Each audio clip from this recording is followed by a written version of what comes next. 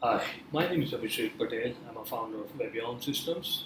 In this video, we will see the wildcarding feature in name mapping of TestComplete. For that, first let's navigate to the name mapping editor. You can do that by just double clicking on this name mapping file inside your project suite or the project structure. Why do we need wildcarding?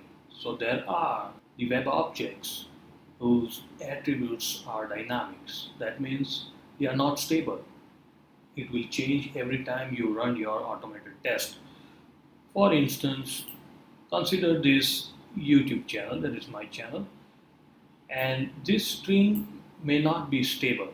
For example, if you are testing your application, you have a page object or a URL which has a string which is not a constant, which keeps changing every time you refresh the page. Okay. During this time, you can use the wildcard during the time of mapping that object. Okay. Let's map an object.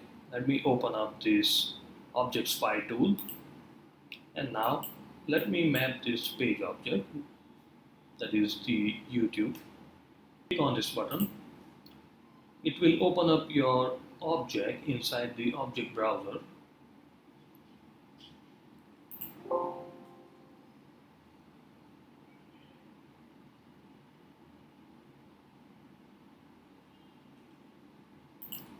Now look for the object you want to map.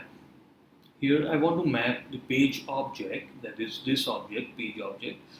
I'm gonna right click and going to select the map object. Okay. Says it's already mapped. Okay, if it is already mapped, you have to just right click and show object in the name mapping editor. It will take you to the mapped object, and here you have to edit that object. So I'm gonna click on this edit option of the object, and here select that attribute that you want to update with the wildcard, and click on this three dot button.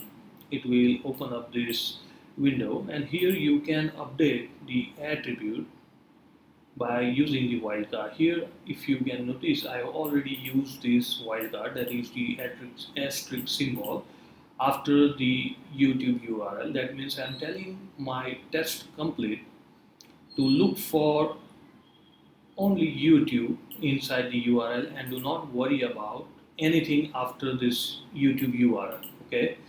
So now if I click OK and click on a highlight, it's going to highlight this page object. Okay. Now if I remove this wildcard, okay, and just click on OK, and now if I try and highlight, of course first I have to save it. Let me first save it. Okay. Okay. Now if I try to highlight, it should not highlight. As you can see, it's not highlighting and it's giving out this message that unable to find the object that matches the page object.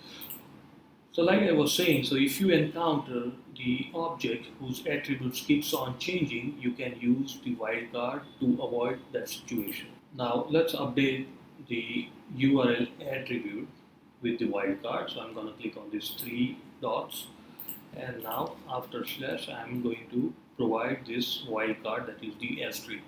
Okay, that means I'm telling my TestComplete to do not worry about the string after youtube.com. Okay, so if I highlight now, it will highlight. It is highlighting now. Okay, it's highlighting now. All right. So also you can use this wildcard in somewhere between the attribute. Okay. Now let's consider this Facebook, and if I open the touch Facebook, that's a mobile version. Okay, and now let's map that touch Facebook. Okay, click on that object spy, and now map this touch Facebook. Click on these three buttons.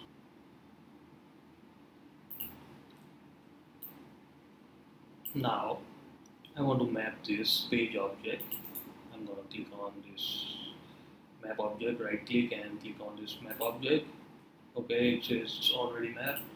Okay, right click and show object in the name mapping editor, and as you can see, if I edit this, as you can see I have already updated the attributes of URL with the wildcard, that is the asterisk, in the front of the URL and after the URL. That means I am telling my test complete that do not worry about anything before the Facebook and after the facebook.com. Okay, so in future, if you are working with the test URL that starts with beta.facebook.com, then this attribute will identify that page object. Okay, so that's it in the wildcarding feature of name mapping, and I hope you got an idea how to use the wildcarding feature in TestComplete. If you have any questions, doubt, please write me up in the comment section, and see you next time.